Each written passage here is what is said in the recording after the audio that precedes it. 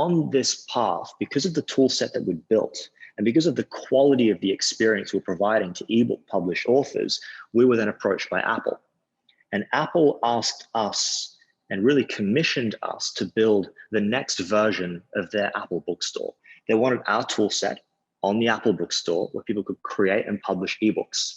And the whole theory was it would be an easier point of entry than just uploading Word documents or uploading finished validated EPUB files. So we spent quite a long time working with them on that. The discussion was to either acquire Tablo or look towards a licensing model where we would license the underlying technology that we'd built and power Apple's bookstore. So I was traveling back and forth to Cupertino quite a bit, working with Apple's engineers. Our NDA recently expired, which is why this probably one of the first times we've been able to really talk about what was going on.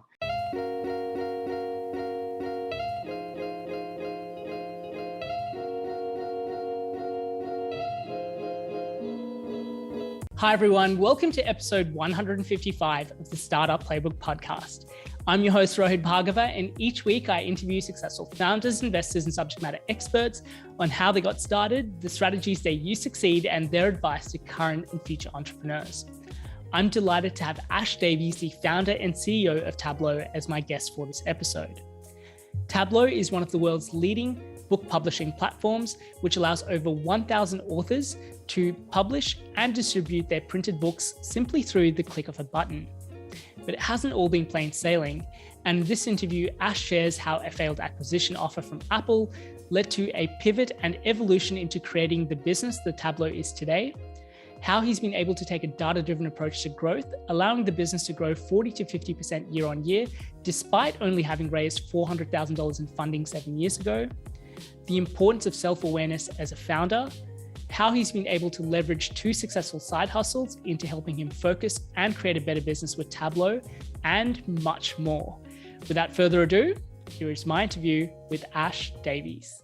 Hi, Ash. Welcome to the Startup Playbook podcast, and thanks so much for taking the time to be on the show today. I'm looking forward to it. It's been good to catch up after so many years properly. Likewise, for those people listening, we were just reminiscing about how we sort of first met many years ago through Adrian Stone, who's also a former podcast guest. But yeah, Melbourne's a very small ecosystem, and it's great to finally have you on, Ash. But Ash, for those people that may not be as familiar with you or your background, do you want to share a little bit about your story and what got you here today? Yeah, I'd love to. So I'm in business, in the startup world and the business world. And what I'm most known for and what I really spend most of my time with is running Tablo.com, which is one of the largest and the most innovative book publishing platforms in the space. So Tablo is a platform that allows anyone to create, print, and publish a book, much like a Canvas style of platform or a WordPress style of platform where you can just create, pick themes, click a publish button, but the end result is a printed book that's available all over the world. So I started that quite young. I feel like I'm a little bit of a veteran of the industry, even though I am still quite young. I'm 28 years old, living in Richmond here in Melbourne, and just building a business and doing all sorts of other things as well. Yeah, absolutely. As you mentioned, you started the business when you were quite young, but actually I want to go back because when you were even younger than when you started Tablo, from what I understand, you used to buy parts and assemble go-karts and sell them. Do you want to share a little bit about how that first got started? Yeah, cars are still my one true love, and that's been a big part of my business story growing up. And my very first business and really my very first job, I've never had a normal job. I've never had a job interview or really had a traditional career, but I started my first business when I was 14 years old. I really wanted a go-kart. I couldn't afford to buy a go-kart. They were about $800, $900 at the time. So I figured out a way where I could buy them wholesale as parts out of China, but they required a minimum order quantity of about 5 units. So I wrote up a business plan, showed it to my dad, convinced him to lend me the money, about $2,000 it was that he lent me. And then I bought a half a container load worth of go-karts and parts, got them shipped to my family's home, built them in the garage, sold them online on eBay and Gumtree, and then made a profit and effectively had my own go-kart for free. And that was such an eye-opening moment for me. I was like, well, why doesn't everyone do this?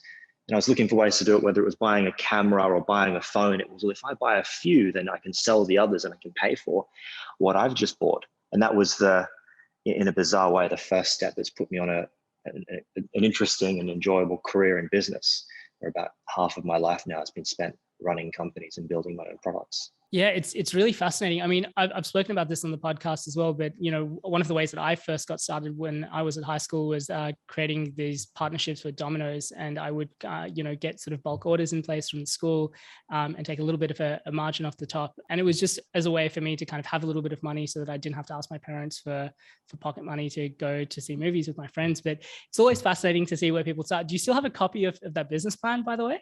It's probably somewhere. It's probably on an A4 Word document somewhere, which basically says, I will sell all of them, and here's the profit that I will get, and dived into my first spreadsheet. So it wasn't, it had no go-to-market strategy. It had no real sales and marketing or support line to it. I had no real idea what I was doing, as anyone who's 14 would have any real idea what they were doing. But I still managed to portray an image of running quite a successful go-kart company, to the point where I'd get customers calling if they needed replacement parts, like a new axle or a new wheel. And my mum would pick up the phone and then call up the stairs for me to come down. And then the owner of the go-kart would be talking to a 14-year-old kid thinking, oh crap, I wasn't really equipped to support that. But I should try and dig it up and just find that plan. I think just having those kind of mementos are always really fascinating. But it definitely sounds like a bit of a journey. Like I know it was for me as well, in terms of finding kind of entrepreneurship as a career path. I spoke to Amy Lee, who I think is one of your friends from university, who mentioned that as you mentioned, you have a really big love of cars, and from what she said, your plan was to initially go through uni and end up as a automotive journalist. Yeah. Do you want to share a little bit about what your sort of university journey was like? Well, I wanted to be on Top Gear, and that still seems to be the holy grail. If you can end up on Top Gear, you've had a career that's gone very, very well. And I figured that the best way to get there would be to become a car journalist. So all through high school, when I was 15, 16 years old, well, as soon as I could get my L's, I was finding ways to make videos and reviews about cars. And some of those are still on the internet. You're going to have to search a fair bit, but they're cringe and they're horrible. I reviewed a Toyota Prius talking about early hybrid technology. And the next step for me was so clear in going into university, learning about journalism and media, and trying to find a job on television, I guess, reviewing cars. And it was quite a unique time to be going through university, because it was, and this was about 10 years ago. It was 10 years ago, 2011. And it was at this point in time where all of digital media was changing. The lecturers were teaching about blogging, they were teaching about Twitter, they were teaching about filmmaking and YouTube, but they all had old school media careers, and they didn't really know what they were talking about, in the sense that they hadn't built anything significant themselves. But I, at the time, was finding a fair bit of traction on YouTube. I had my own blog, I had a sizable Twitter account, and I was building up an audience through whether it was cars or photography. The photography blog is the thing that really thrived for me. And the cars are the thing that I also reviewed and made films on the side. And I realized that, we're kind of entering an industry where no one's just going to give you a job doing the thing that you really want to do. And with modern formats of media, it's far more appropriate for you to go and actually create your own job by just doing the thing that you really, really love again and again and again, and meeting people and speaking to people and seeing what opportunities come out. So during my time at university, I had a segment on Channel 31, our community station, where I was driving and reviewing cars. And I loved it. I get to really write and focus on storytelling and driving and reviewing different things. But it got to a point where, and I don't want to sound too impish or naughty in saying this, but I knew more about modern media than my lecturers, because I was the one that was out there doing it. So after 2 years, I thought, well, this is going to only hold me back. I need to stop studying, go out there and just see what I can create on my own. Very cool. And what did that journey sort of look like? From I imagine that, again, from what I understand, you had a successful blog, successful YouTube channel, and there was a demand you were requested to pull together a book. And I guess you faced some kind of challenges in putting being able to kind of turn all the different sort of writing and content that you created into a book, which, from what I understand, turned into Tablo. Is that right? That's exactly right. I mean, the initial plan when I left university was to focus on a career in automotive journalism, but what ended up coming out of that was Tablo. So it wasn't so much that I left university to start this product. I left university and then had the headspace and found these opportunities that led me to create a very early version of Tablo. But whilst I was through high school and whilst I was studying, ran a blog called Photo Guides, which is why it's still my Twitter handle. I can't get rid of it. And people still ask what it is. It doesn't even exist anymore, but it's still my name on the internet.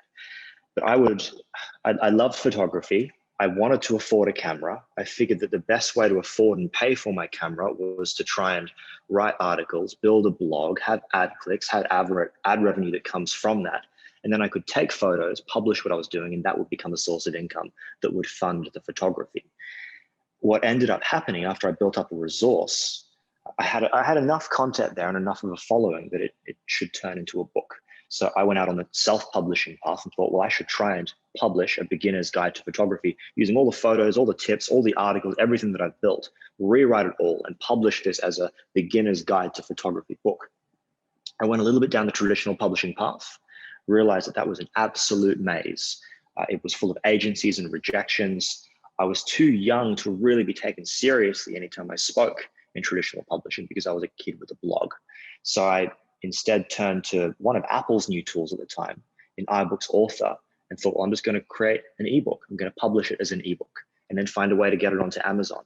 Even that was so complicated.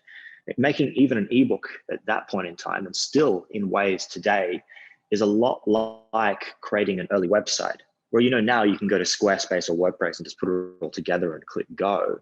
You had to know EPUB and EPUB formats, EPUB file validation. You need to register your own ISBNs. I need to have an entity set up that would allow me to register for tax reasons with different bookstores.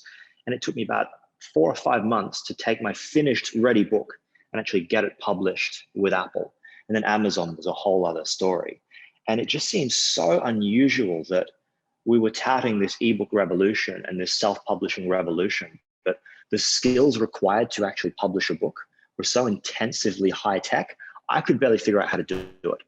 And the realization and the genesis of Tablo was really this idea that publishing a book should be as easy as publishing a blog.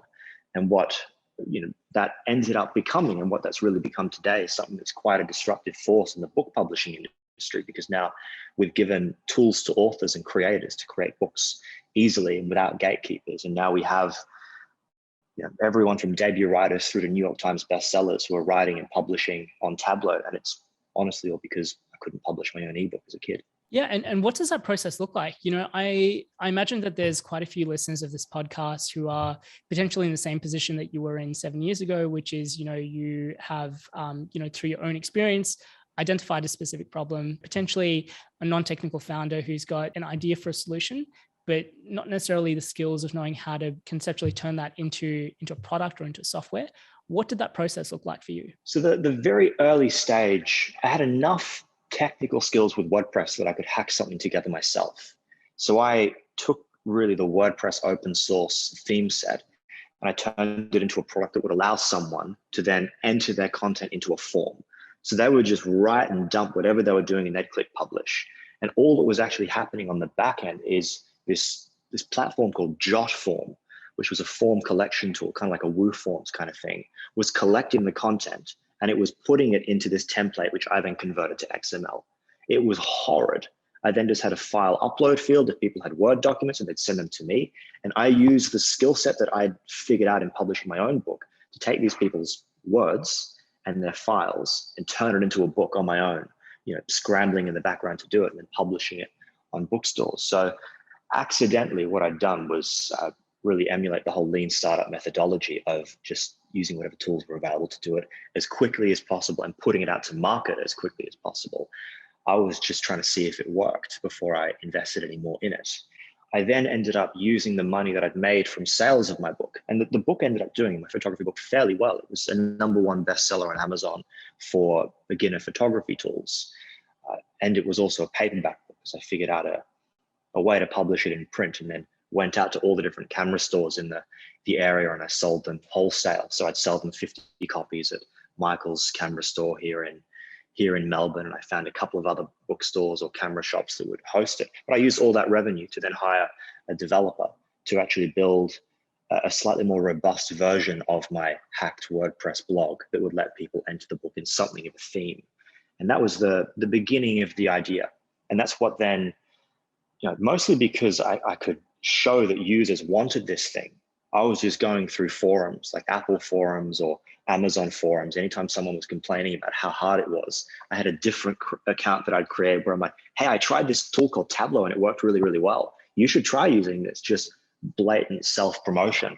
But I'd built up enough interest in it and I was generating enough revenue from it, only say $1,000 a month at the time, that it then attracted enough interest from accelerators to let me build out the first version with angel funding. Yeah, and I think that's such great advice. I think there's often this misconception, especially for first-time founders, that you need to have a fully fledged, fully functional, product that works with all the sort of bells and whistles for you to be able to take it to market. But actually, you just need to be able to solve one problem and kind of demonstrate that there's some value in it. And then once you can demonstrate that with some traction, just much easier for you to kind of put all the other pieces together. Yeah. Oh, it frustrates me more than anything when you meet a lot of great people with great ideas, but their way to actually go to market, their plan is so complicated where they need the funding or they need this deal or they need this partnership or they need these developers. And they spend so long stewing on this idea and then never actually building anything and never actually putting anything to market. And there's this one thing that I've always successfully avoided is that kind of whimsical dream state before you launch, where you wonder, the sky is infinite. The sky is blue. You think, wow, I'm going to get a squillion users. I'm going to make millions of dollars. I'm going to be on TechCrunch the moment I launch this thing. But you're never actually committing to the pain of launching, because launching something, it will inevitably not work. You'll find a bunch of problems. You'll learn. You'll fix the problems. So I've always had the grit and the motivation to just put something in front of customers as quickly as possible. Oftentimes, if I'm sharing with a friend that I'm doing something, usually I've already done it and I'm just telling them afterwards, hey, this is live. Because it makes no sense to me to spend months and months holding onto an idea, because you're just giving up the crucial learning, which is the feedback from a customer. Yeah, I mean, we'll dive into this a little bit later in the podcast, but one thing that I love that you do is that you're involved in a number of different sort of businesses or side hustles, whatever you want to call them. And, as you mentioned, I also kind of run into a lot of people with great ideas, but just never really seem to make any particular sort of traction or kind of sit on the same idea for an extended period of time. Just to provide a frame of reference, can you give people an understanding of what the process look like or the speed of execution looks like from your perspective on taking an idea into sort of putting something together to be able to show people? Yeah, there are always tools available that will let you launch something that looks convincing enough to get a customer on a 14-day free trial. You can get a Squarespace or a Shopify website and use the 14-day free trial, spend $20 on a web domain and get the idea out there. You can then put a Facebook ad together or find a web forum. Some of the most enjoyable and interesting products that I've launched have almost happened by accident, because I was still sitting on an idea and people started to buy it. And I figured out that I actually had to go and find suppliers to make the thing. But there's nothing at all stopping you from putting something in front of a customer. There's so little friction at the moment. You can do anything with a free trial product.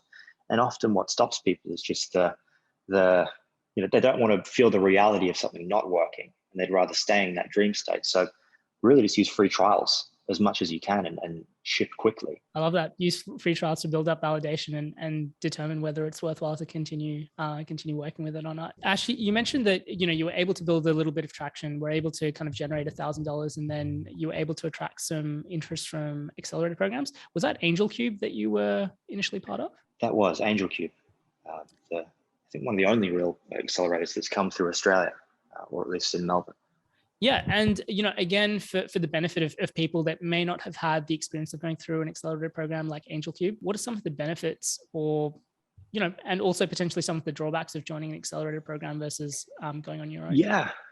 I mean, the biggest benefit that I had as someone who was a total novice, as someone who was so new to business that I felt like I was doing something illegal. Like all your friends were going out getting jobs and on salaries, and you found a way to get money in other ways. It felt so wrong that you're just doing your own thing.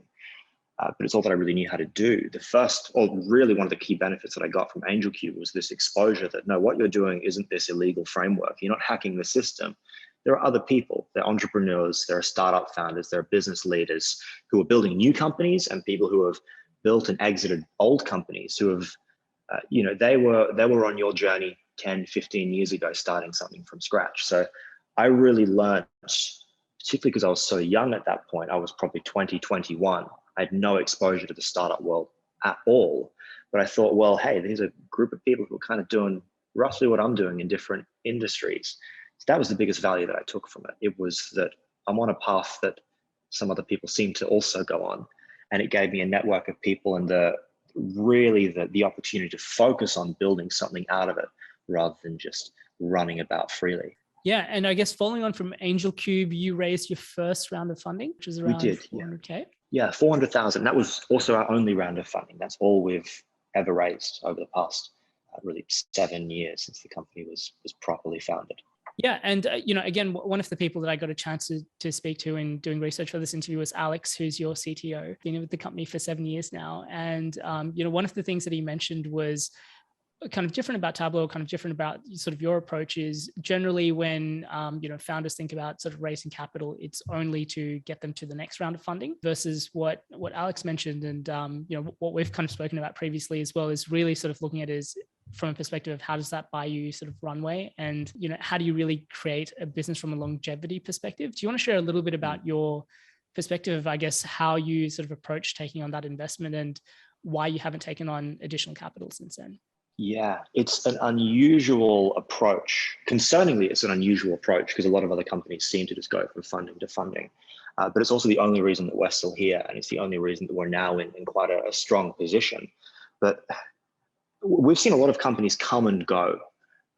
That's why I say that we feel like veterans, whether they're in our industry or other industries. We see this 18-month cycle where someone will have an idea, they'll raise a bunch of money. Their job is then to spend all of that money hiring teams, hiring people, building products and launching products. Then they run out of money and they think, what on earth went wrong? And it's because they didn't make any money. And it just seems so obvious to me that people who don't focus on building a strong underlying business are eventually going to run out of money. And they'll have this honeymoon period of a year where they can spend other people's money again and again and again. And then shit's going to hit the fan. They're going to realize that things are going wrong and they're not going to have a business to sustain themselves. So I don't know where this idea really came from for us because it seems so unconventional in the startup space. But from day one, a lot of what we are focused on is building a strong underlying business model. And it took us a few years to get there, but we were very, very conservative in how we spent our money, very, very patient in how we executed and learned and tried again, to the point where now it just looks so obvious where Tablo has become this wonderful overnight success, a strong, profitable company with strong revenues and a big user base. And no one really notices that there was probably about 5 years of not making that much money and just sipping until we had something that was right. But it's something that I want to drill into a lot of other founders, a lot of other people that I meet. Your job is not to raise a seed and then a Series A and a Series B. You can build something that does disrupt an industry and something that's providing an extraordinary user experience. And that's what we've done for authors. We've built something that's very, very different in the book space. And we've built a business behind it, which is why we're now in control of our own destiny. Very cool. On the last episode of the podcast, I had Nick Franklin, who is the founder and CEO of a company called Chartmogul, which you may be familiar with, world's leading subscription analytics platform. Something that you just mentioned really kind of hit home with something that we spoke about in the last episode as well, which is, he was talking about his journey with Chartmogul, which is very similar. They raised a couple of $1 million at the start, but hadn't raised for the last 4 years. And he spoke about kind of this journey of really finding their focus and finding what it is that they really wanted to hone in on and build the business around. As you mentioned, now with Tablo, it seems fairly obvious where you've ended up. But as you mentioned, there's been a bit of a journey as well. Do you want to kind of peel back some of the layers and talk about what that sort of process has looked like from the evolution of Tablo? Yeah, so we started on this idea that ebooks were going to take over the world. And in 2017, 2018, we realized that wasn't going to happen. And the ebook market has been declining ever since 2018. But the initial business model was that authors could publish for free and we'd take a 10 or a 15% commission on sales. And when we did the modeling and looked at the numbers, we thought, wow, it's going to be so easy to get users. It's going to be so easy to get customers. People are going to make an average of $800 a year. We'll make $80 on that in a year because we'll have so many users, we'll make a lot of money. And the average author we worked out was making about $12 a year. And we're making about $1.20 a book that we were publishing. and we were providing ISBNs. We were putting some value into it. But we learned the hard way and have come to appreciate, particularly over the past few years, that with a creative industry where you're focusing on building a catalog, you will have 1% of your creators that are earning more than the other 99% combined. And that's true of Tablo today. Even in the paperback form that we currently have, we've got some extraordinary authors that generate more sales than the other 95, 96% of authors combined. So that was the wrong model for us to build the initial business on. And a little bit more pain came from the fact that people becoming fatigued by ebooks. Print has really been the market that's exploded in recent years. We tried a subscription-based service where it was still free publishing, but then you could upgrade for analytics about your readers. We then tried a social writing and reading platform, which really is Wattpad today. And Wattpad's done a far better job of that than we ever could, where people could write and read and serialize their books and share them on Tablo for free and then learn about their readers. But we struggled to turn that into a viable business model as well. But the real turning point, and we can unpack this because it's a whole extraordinary chapter of my career and Tablo's career, is that on this path, because of the tool set that we built and because of the quality of the experience we're providing to ebook published authors, we were then approached by Apple. And Apple asked us and really commissioned us to build the next version of their Apple bookstore. And this was 2017 times, back when Apple was still thriving in the ebook space, and there was this battle between Amazon and Apple. They wanted our tool set on the Apple bookstore where people could create and publish ebooks. And the whole theory was that it would be an easier point of entry than just uploading Word documents or uploading finished validated EPUB files. So we spent quite a long time working with them on that. The discussion was to either acquire Tablo or look towards a licensing model where we would license the underlying technology that we'd built and power Apple's bookstore. So I was traveling back and forth to Cupertino quite a bit, working with Apple's engineers. Our NDA recently expired, which is why this probably one of the first times we've been able to really talk about what was going on. But there were moments where I was being grilled by 20 Apple engineers about the product and the service. I had no idea what I was talking about at all. I was just using buzzwords, and then my colleagues were telling me afterwards what I actually said. But we tested the product to scale to that point. Apple's acquisition in that deal then eventually fell through because it was at the time that they were launching Apple TV and Apple Music. And they have an incredible discipline to focus on things that are on an ascension. And ebooks for them was not on an ascension. So almost by great fortune of having co-developed this platform with Apple, we then secured the rights back. It was in our early contracts that we owned the rights to all of the technology that we built. And we relaunched that all for paperback on a subscription business model, which is the foundation of the whole product today. In a way, it was co-developed with Apple. We learned a lot with them. We relaunched it for our own customers on a subscription-based business model that lets you write for free. But when you click publish, you pay an annual subscription to host your book on stores. And that transformed the business, mostly because with a SaaS model, we know how much we're going to make from each customer. We know how much we can invest in them. And we now have a set of KPIs that's let us scale the business. That's an amazing story. And I love your point around focus as well. Again, a lot of your stories, I'm sure what people can relate to, especially earlier on in terms of, launching a product that they think will be really successful, maybe not finding the right sort of traction, having to pivot. But it can be really hard to understand when you should continue pivoting or iterating, or when a thing's not working that you need to think about making a switch. Do you have any frameworks, or what are the metrics that you use to determine that this potential business model or this particular approach wasn't working, you had to switch? Yeah, well, usually the metric we use is it making any money? And if it's making money, that's a good thing, because we can then invest more in doing it. And if it's not, then we've got to figure out a way to make it make money. I'm quite traditional in that sense, that I think that the purpose of a business is to make money, and it's to use that money to reinvest in the technology and or give that money back to the people who started the business. So oftentimes if we're doing something and it's not working, it's something like bankruptcy is I think, as Hemingway said, it's something that happens very, very gradually and then all at once. And it's because you weren't making enough money to sustain it. So a lot of the success metrics that we look at depend on lifetime value and how well we can scale it from a revenue standpoint. Amazing. It's really, really hard to describe product market fit to particular founders, especially when, you're at the very early stages and just everything feels like an uphill push? What are things that, founders can sort of look for to identify whether something is working? You mentioned sort of revenue being one perspective. Is there anything else that founders should look to figure out whether they're on the right path and they just need to persevere for a little bit longer, or whether they need to make a change? Yeah, one of the filters to use, and it's a very, very hard discipline that I've had to build up for some years and years and years. I can share a story about a very early meeting that I had with someone who became a shareholder. They were a Y Combinator partner at the time, and they were interested in Tablo and interested in what we were doing. I was over there speaking with them. They'd been in touch with us for a couple of months, and we sat down at a cafe. And they said, "Ash, how's it going?" And I said, it's going really well." And they said, "Is it really going well, or are you just lying to yourself?"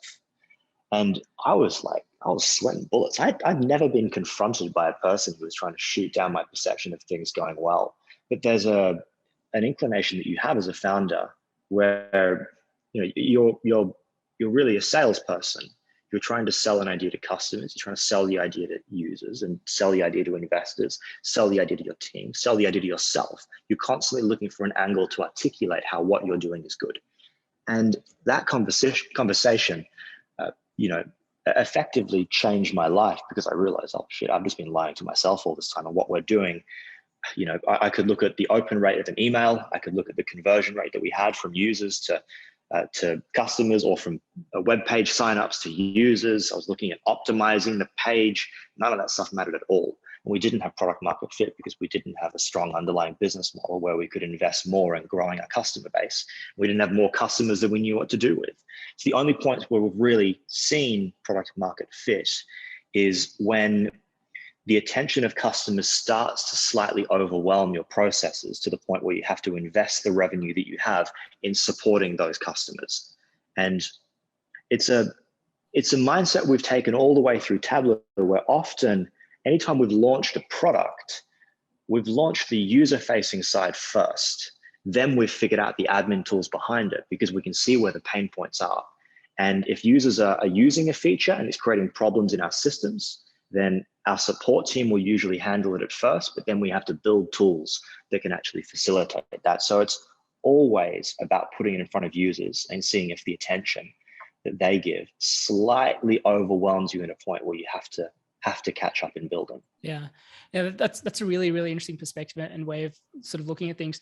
Again, one thing that I want to sort of pick on that you just mentioned was the fact that you kind of have to lie to yourself. I think as a founder, you have to be the person that flies the flag and convinces customers, convinces investors, convinces people to come and join the team. But as anyone who's run a startup knows, things are almost always on fire. And one thing that Alex mentioned is that, despite, any kind of challenge that Tablo has faced, you always seem to have, kept very poised and kind of had a very calm exterior. How do you approach those moments of doubt that must creep in? Like, I imagine that having Apple fall through an acquisition must have been a pretty heart-wrenching kind of experience, having gone through and spent a bunch of time in doing that. Like, as a founder, how do you sort of handle that for yourself, and how much of that do you share or sort of protect your team against? Yeah, no, it's a really, really good question. And I don't know if I've got a good answer in terms of the tool sets that you need.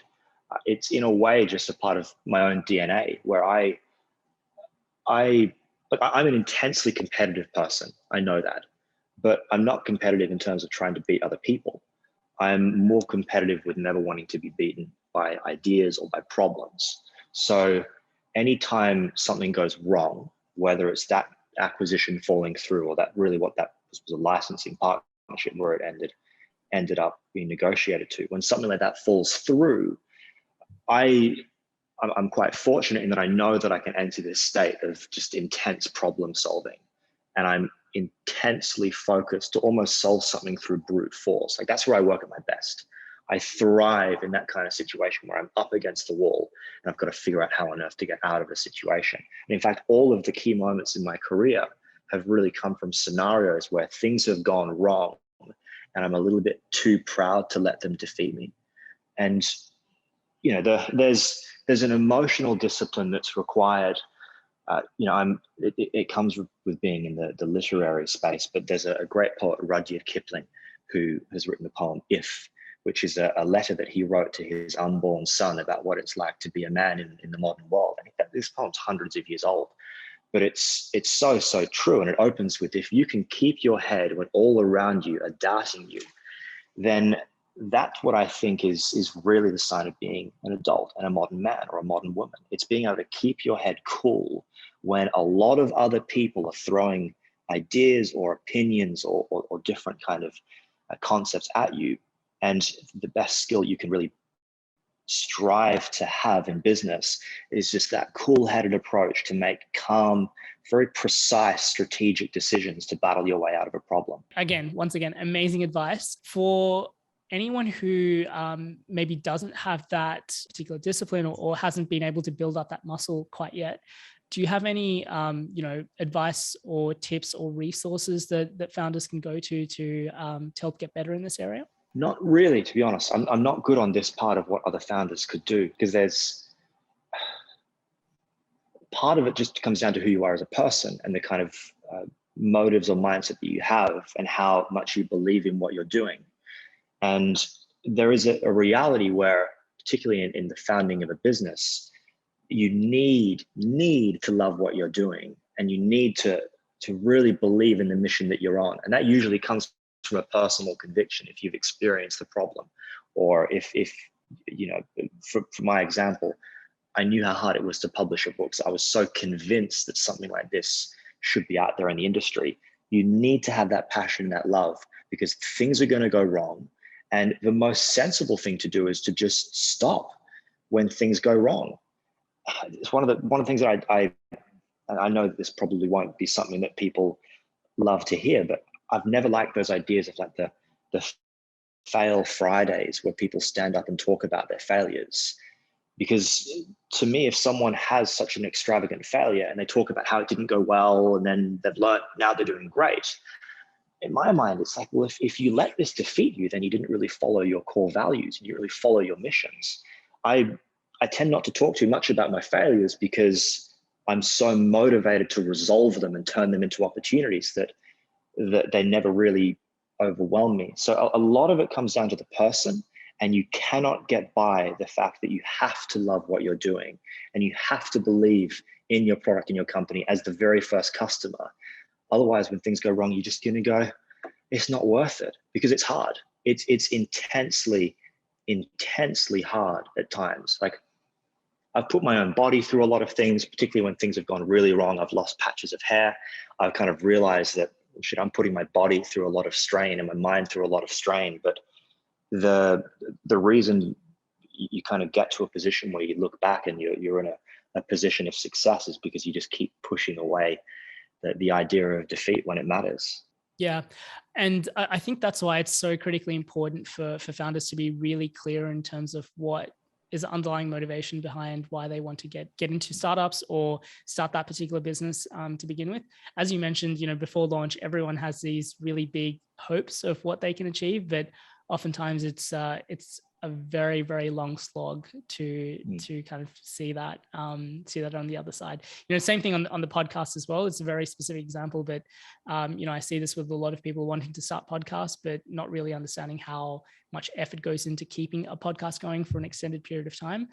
Relatively easy to launch, but it's it's very easy to do 4 or 5 episodes, but it's very, very hard because you're in the 150s now. Yeah, 150. It's got to be a part of your DNA. And as I said before, and I know, I'd love to interview you about this, but the fact that you maintain full-time work and this podcast and the discipline of the pre-interviews and the calling and the research, I can clearly see that the reason you've pushed it this far is because you clearly enjoy it. And it could be very easy to shift priorities at any point and stop doing the work, but you've got to love it. You've got to enjoy it, or you'll do what's normal and stop. Absolutely. And I think it's, whether it's business, whether it's podcast, whatever it is, like, I think, to your point, it's just really important to understand why you're doing it and make sure that you're kind of committed to something for the right reasons, because there is no way that you'll make it through those days, nights, and weeks that you're just like, well, why am I doing this? Why am I putting myself through this? So totally feel you on that. Ash, speaking of kind of, advice and sort of putting yourself in those situations where things might be stressful, a lot of the advice that gets given is, is to focus on one thing and one business, because running a business on its own is quite hard.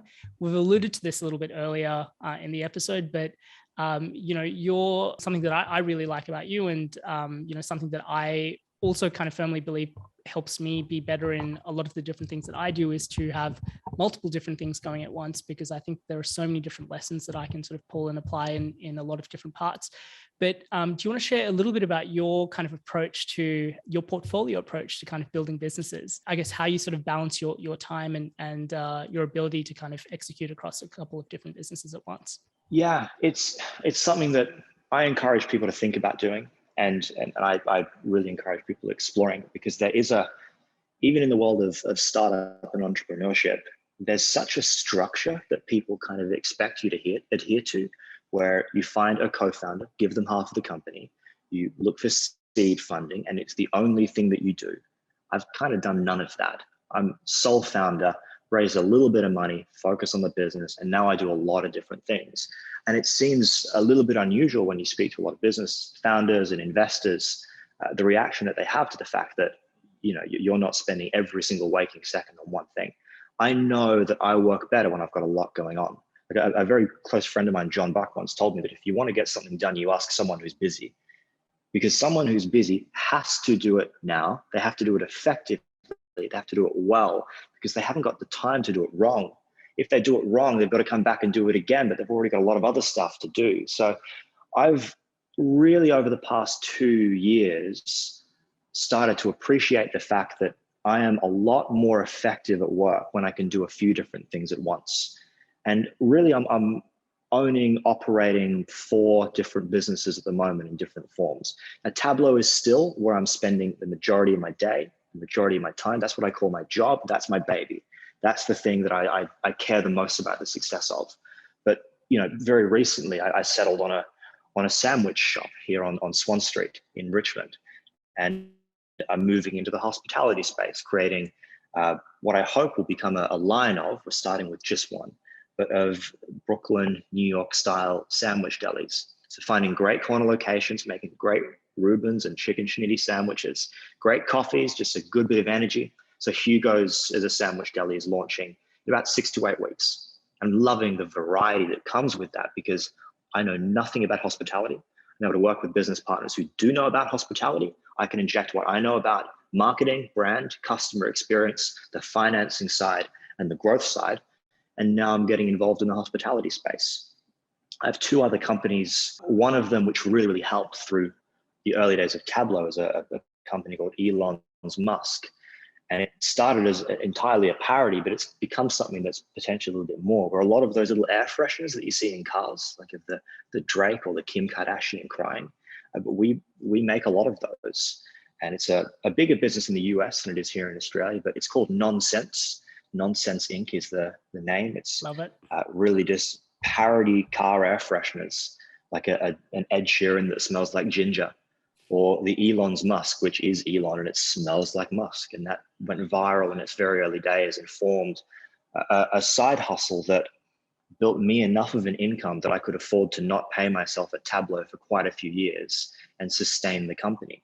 And one of the most bizarre and extraordinary ones, which I've never really spoken too much about because I still feel like it's quite sensitive, but over the past 18 months in the pandemic, I've been owning and running what has become the largest supplier of reusable face masks in all of Australia.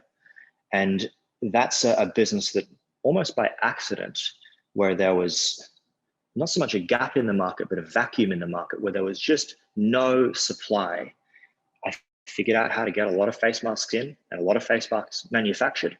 I built the distribution network that could ship them. And for the real peak parts of the pandemic last year, I'd swapped my car for a van, and I was building this decentralized packing supply chain that could see a throughput of tens of thousands of masks a week. And that's a company where I'm still kind of going through my processes and learning about what just happened, because I want to make sure that a company that supplied a product in a pandemic can also contribute something of value back to society, which kind of fueled it. But I love the place that I've gotten to where I can run a few different businesses at once and feel like I'm doing a fairly good job. And it's one thing to say that focusing is just doing one thing all the time. I think that's quite wrong. If I was just working at Tablo constantly, you end up on this kind of hamster wheel where you just go to work, you do anything, you do anything, you do anything. There's no variety, and it stops you from thinking differently. By pulling myself out of Tablo and spreading myself quite thin across other projects, I'm able to be quite omniscient in how I look at Tablo as a business, in what doesn't work with me not there. Who do I need to hire to run these operations? And when I am working, I have a fresher mindset because of my absence. Because I've got so many other things to do, I can look at the bigger picture with some more clarity. And I've really learned through all of this that focus is still crucial and critical, but focus is not just doing one thing all the time. Focus is really understanding why you are doing it. And if projects and ideas don't align with those values and those goals, you say no. Focus is about saying no to a lot of really, really good things because it doesn't drive that mission forward. So with Tablo, I'm still managing to remain, I think, more than focused because I haven't got time to do things that don't align with that goal. Yeah, absolutely. I'm such a big believer in what you just said. And like you said, this advice and this framework might not be relevant for everyone, but I think a lot of it just comes down to self-awareness and just understanding, what is the right environment, structure, things that help bring the best out in you. And as a result, bring out the best in the company as well. And if it's kind of counter to kind of general advice, then that's just the way that it is. Nothing frustrates me more than people kind of making you stay in a lane where you have to stay in a lane and do things the way that other people are doing them. And it frustrates me more than anything. And a huge part of my life is this unusual mission to try and do things a little bit differently. And particularly in a startup space where you're meant to be the innovator, you're meant to be doing things differently. There's a lot of people who still want you to fit a formula. So just keep doing whatever you're doing and just stop worrying about what other people think, and you'll go a lot further. Absolutely. And just kind of final point on this as well, we spoke a little bit earlier in terms of your sort of ability to kind of execute things really quickly. One of the stories that Alex shared with me in terms of the Melbourne Mask Company was, I think you had a conversation with him about, wouldn't it be great if I what do you think about me, getting a bunch of masks in and trying to sell them? And I believe that you placed an order for 1,000 that sold almost overnight. Is that right? Yeah. By the end of that weekend, the 1,000 had sold. That was quite extraordinary because it was one of those extraordinary, unusual, fortuitous times where the founding of the business aligned very much with mandates in Melbourne.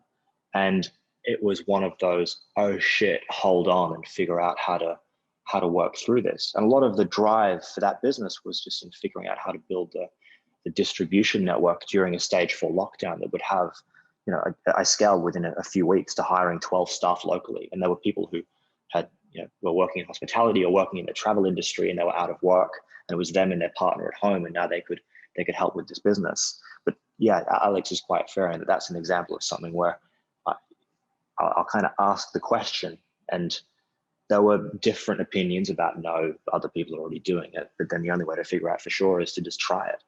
And I just have a pattern of doing things before I've really told people that I'm doing them, because there's no point bragging about something until you've done it first. Yeah, absolutely. I mean, one other thing that Alex sort of mentioned in terms of the journey with Tablo is, and I'd love to get your take on it, was that he mentioned that print was always something that you envisioned that the business would always do, but going after ebooks just seemed like the technically easier challenge to solve, because there are so many kind of different moving parts on the print side that you would need to have the same level of service that you provide. And it's really interesting kind of hearing about, the challenges that you had to solve with the Melbourne Mask Company about setting up distribution, and all those sort of things seem to be very similar to, some of the things that you had to overcome with setting up the print side of Tablo as well. Yeah, I think we originally looked at ebooks because we felt that if we're a technology company and ebooks are an ascension, ebooks are technology. We should be doing technology and making people read on tablets and devices. But it was always this idea that when we could figure it out, we should be building a network in print. And print was kind of this holy grail of, it's going to take a long time to figure it out. It's going to take a long time to build that distribution network and that supply chain around print, but one day we'll get there. But the way print really happened, and it's something that I have learnt along my career. Is a lot of great ideas and a lot of great initiatives usually come from something that didn't work, where you met a person, or something that you had tried that that had eventually failed, but it gave you this underlying platform of technology. And print, we managed to launch for two reasons. One was the failed Apple partnership and acquisition there, which left us with the tool set that we had to create and build books in a scalable way. We then figured out that we could not just generate ebooks from this, but we can generate PDFs.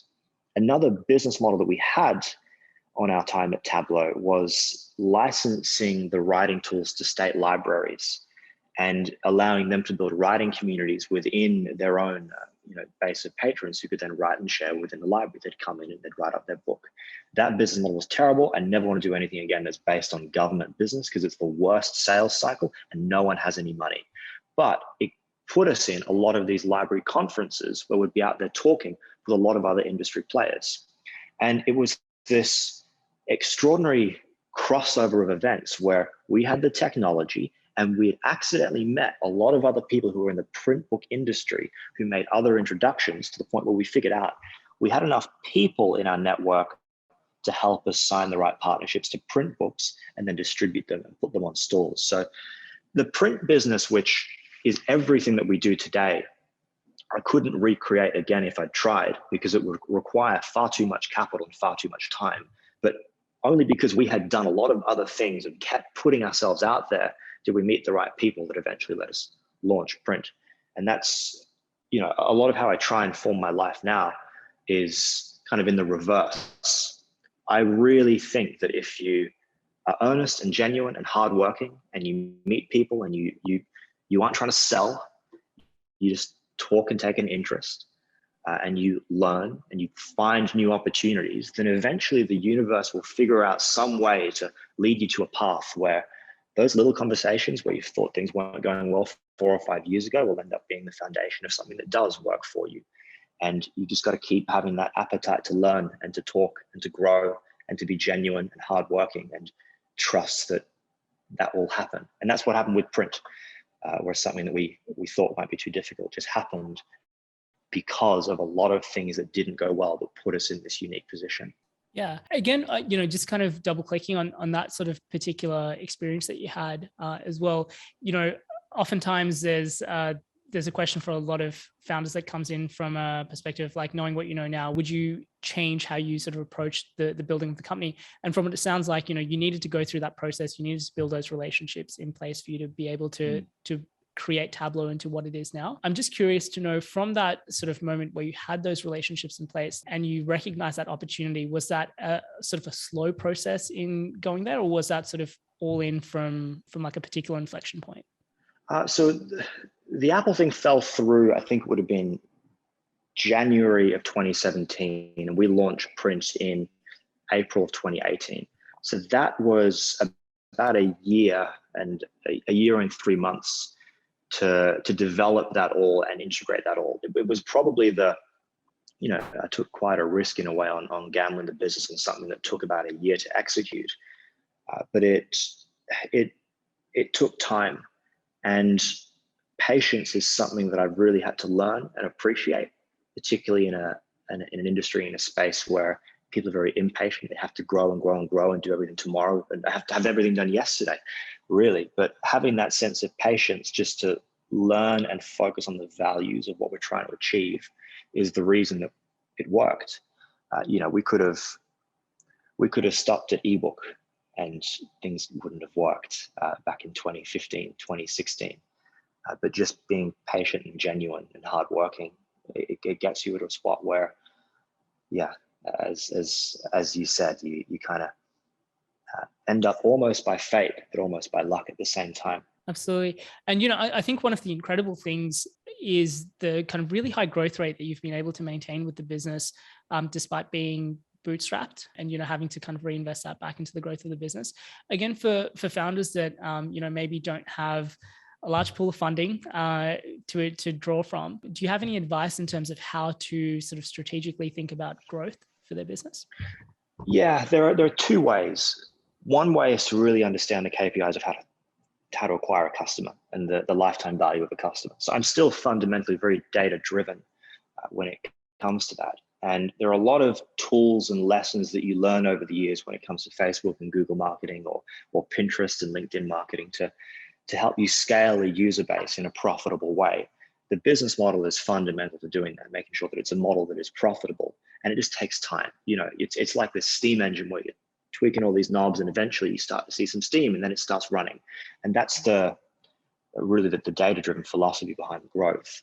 But on a more of an ideas level, very early on in the business, I always understood that the way that you would unlock growth is to focus on partnerships and publicity and PR. So you'd make something and then you go out there and tell everyone what you were doing. And, I invested a fair bit in PR in the early days, which was a mistake because we weren't investing those funds in our product and in our user base. And it dawned on me, and what really was a realization through duress early on, that you need to focus on your users, focus on your customers, build that ethos where you want to build a product that's so compelling that people tell their friends about it over the dinner table. Everything that I try and do is something where people want to share the experience with their friends, whether it's Tablo, where people talk about how easy it was to publish a book. And then anytime they hear that someone's publishing a book, they'll say, oh, you have to use Tablo because it's so easy and enjoyable. We try and inject a lot of personality into the experience, a great support team, and really just a level of user experience in the product that is so different to the rest of the book publishing industry and so fun that people have to share that they published their book with Tablo. And another way to look at it is with the air freshener business. Anytime someone gets in a car and they see a Kim Kardashian that's hanging down with the little tear, they tell their friends that it smells like crying. And we have actually manufactured the scent of salty water and tears. So people tell their friends about it and they lean into it and they smell it. And it's quite I'm a big believer in kind of the touch, the senses when it comes to an experience with a product, which is why Tablo is so enjoyable, where it's a technology platform that's inherently digital, but the output is a book that you can hold and unbox. But really in focusing on your users, just pouring everything that you can into making the user experience exceptional and focusing on those points where people want to tell their friends about what's going on, that's the only earnest and genuine way to build a product that can grow long term. Otherwise, you're just pounding metrics for a product that doesn't work. So you really need to just focus on the customer, and then publicity, PR, partnerships, they come as an after effect of having built something that people rather like. Again, like great advice. I completely agree with this. And, I think that any early stage founder that focuses way too much on PR is definitely focusing on the wrong thing for their business.